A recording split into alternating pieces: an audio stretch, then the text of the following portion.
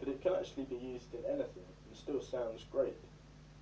The main reason it's so great for beginners to learn is because there's essentially no wrong notes, so you can play any note of the scale and it will still sound good. So let's get on with it. The scale is built from the following intervals. If we're counting in semitones, it goes 3, 2, 1, 1, 3, 2. So for example, if we want to work out the C blues scale, we begin on the note C, and then we go up 3 semitones, 1, 2, 3, 2 semitones, 1, 2, 1, 1, 3, and then finally 2 semitones, taking us back to the note C. So this is how the scale looks, and this is how it sounds.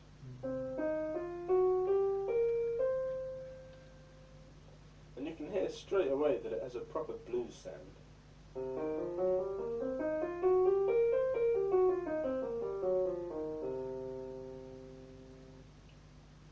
So let's look at another example. Let's say the E blues scale. So we would start on the note E, go up 3 semitones, 1, 2, 3, 2 semitones, 1, 2, 1, 1, 3, 2.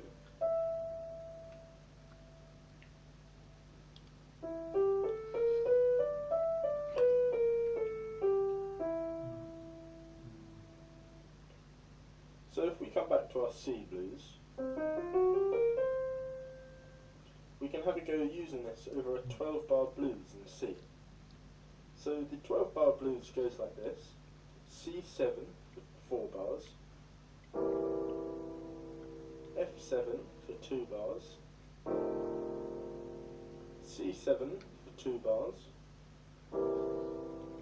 G7 for 1 bar, F7 for 1 bar, and then C7 for the last 2 bars. And the C blues scale fits really nicely over these chords, so you just want to play around and see what patterns and riffs you can come up with. Experimenting is definitely the best way to get good at using this scale. So here's an example of the C blues.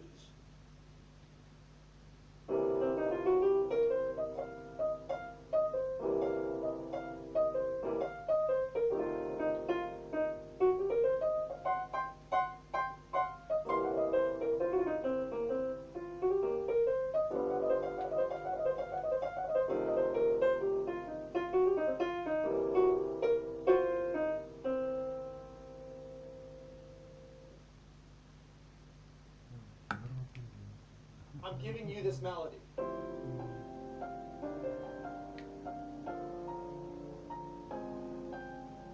And this one.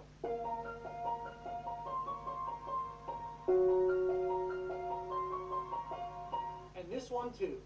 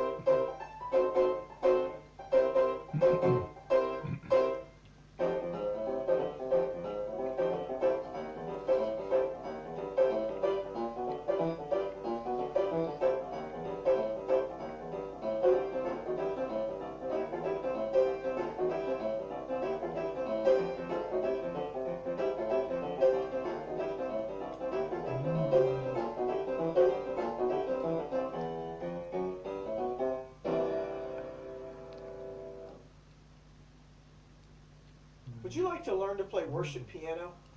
Well, I'm a former Nashville pro, and I've developed a system that's making it possible for people of all different skill levels to learn to play very quickly. It's based on something I developed called Worship Piano Skills.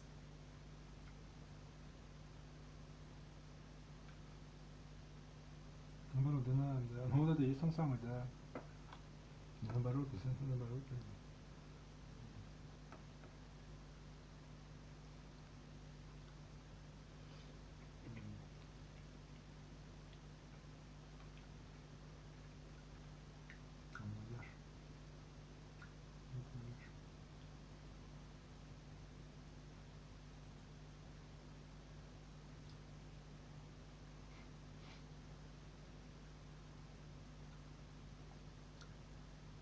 Не стесняйся.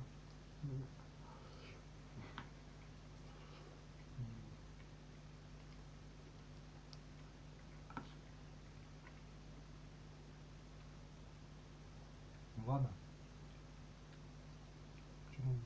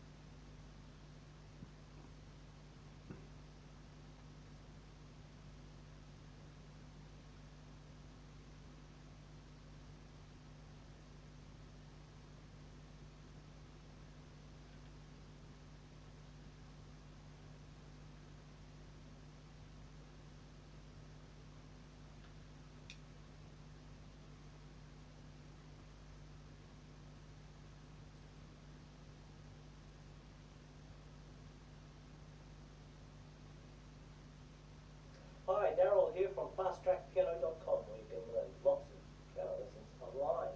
But today I'm going to show you a little tip on how to play some boogie-woogie blues type piano, right from the very beginning. This is basic stuff. Okay, so come over and we'll have a look. Boogie-woogie. Yeah. No, that's too hard. I'll show you some easy stuff. Fingers. This is as basic as you can get, folks. Got those fingers out? Yep. Now, we're going to come down here. See the two black notes? Put your third finger on there. There's your thumb. Second finger, third finger. And your second finger on that note there, E. So you've got a space in between. So that's C with your third finger, E with your second finger. Now, your right hand. We're going to play G and A. Now, those two notes are next to one another. So we've got a space in there, and we've got a space in there. Now, you've got your fingers ready to go. This is the basic boogie-woogie pattern that I'm going to show you. Now, what you've got to do is you just play the bottom note, then this one, then this one, then this one. And we'll develop it. Here we go.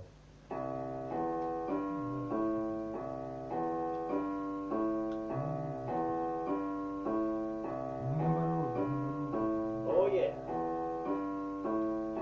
Boogie woogie.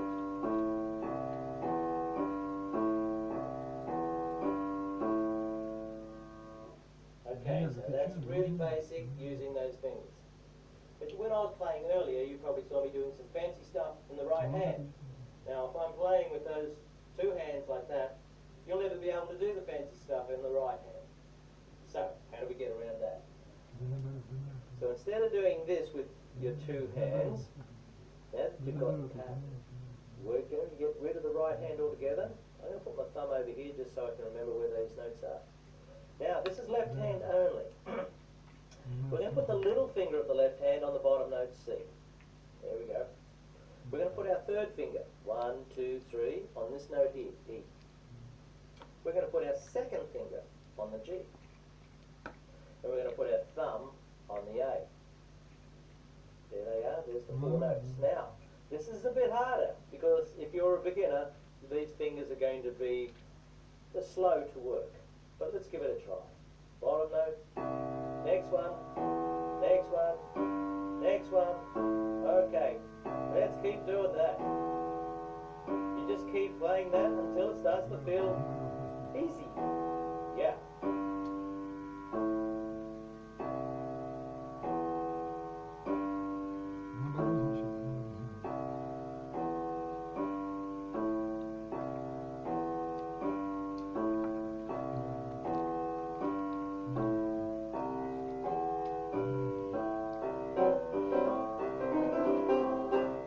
Boogie Woogie, lesson number 1. Next week, hopefully I'll have number 2 for you. Be patient and do it 100 times and it'll become easier. You've got to do it over and over, otherwise you'll never be able to do it. Good luck.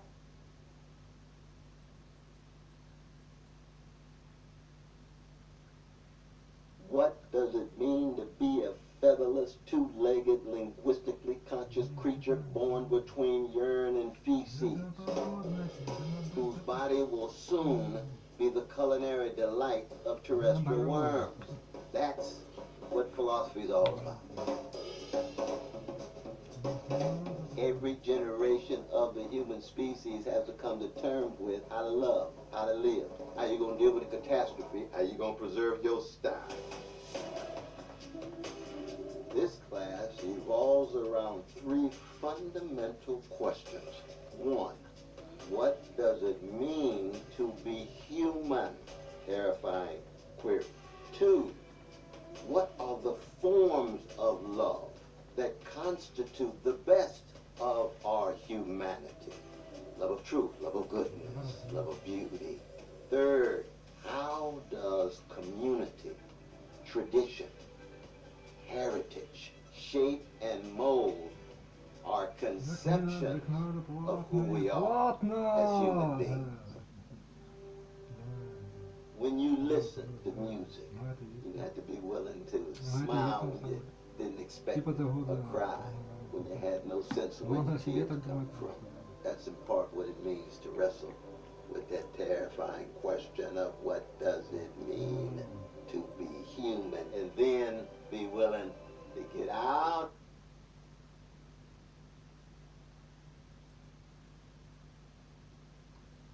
Наоборот, да, наоборот, да, нет.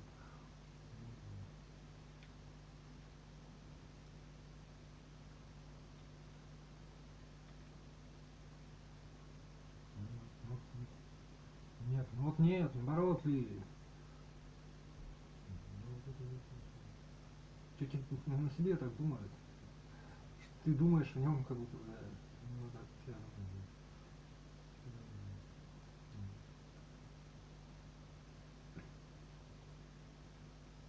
ну, наоборот. Ну, наоборот, да.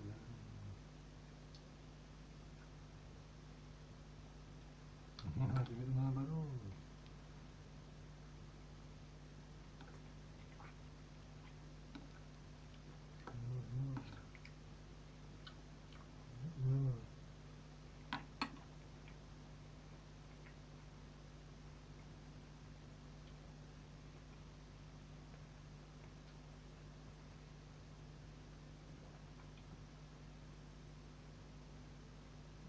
Да, наоборот.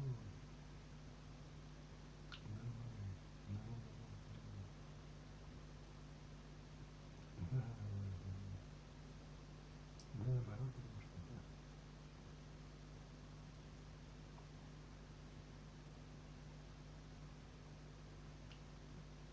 Ну, на себе так думает, это, да. Да, наоборот, значит, да. Да, наоборот, ли, наоборот, да, наоборот.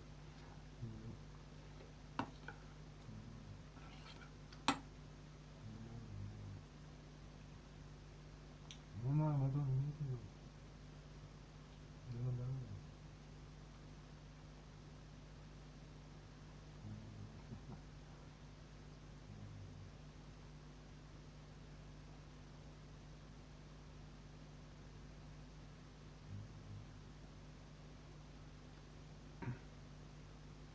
Ну, он имеет в виду, что себе...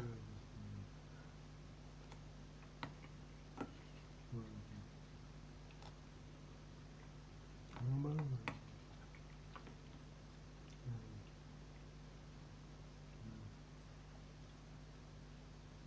Да.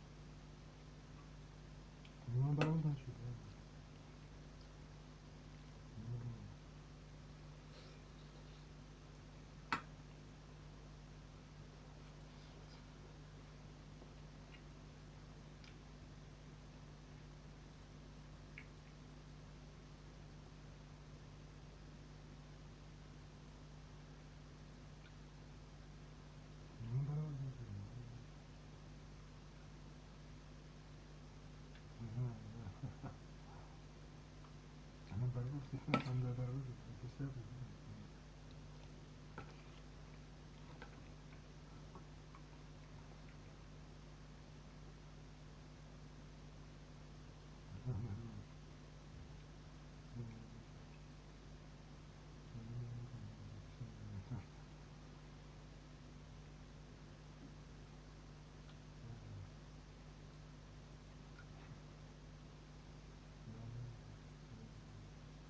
Наоборот, наоборот. Да, наоборот. Да, наоборот. Наоборот. Наоборот.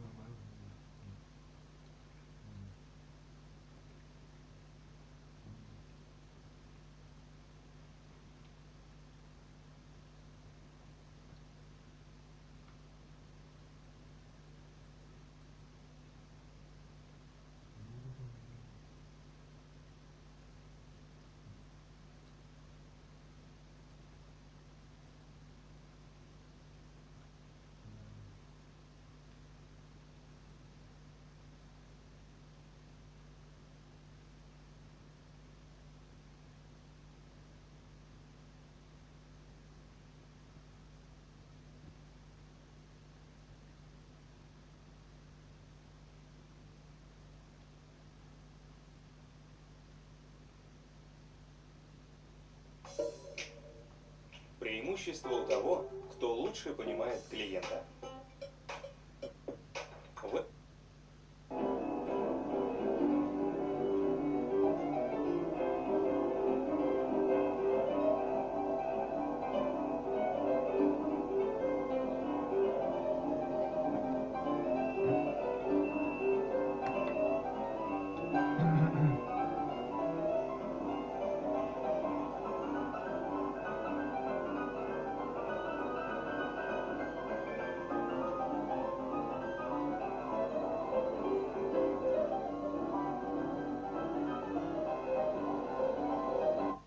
Водила это, которая это самое, да?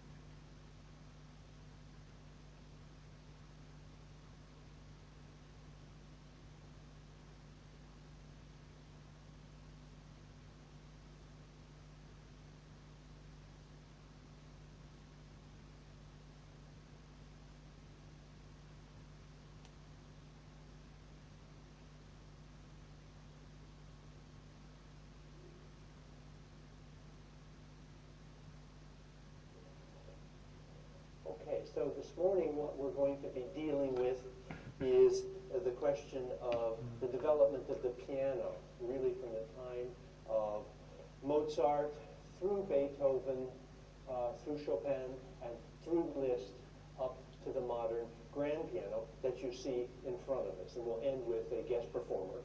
Dan Schlosswerkberg will be coming in about 11 o'clock, and we'll be talking to Dan at that point. We start with Mozart because he was the first composer to switch from the harpsichord over to the piano. The harpsichord was the primary instrument, of course, of the Baroque period, as we said before, 1600 to 1750. Now, our first slide that we see on the screen this morning is a Dutch harpsichord, comes from the Low Countries, of the 17th century. It's actually in our own collection of historical musical instruments at 17 Hill House Avenue.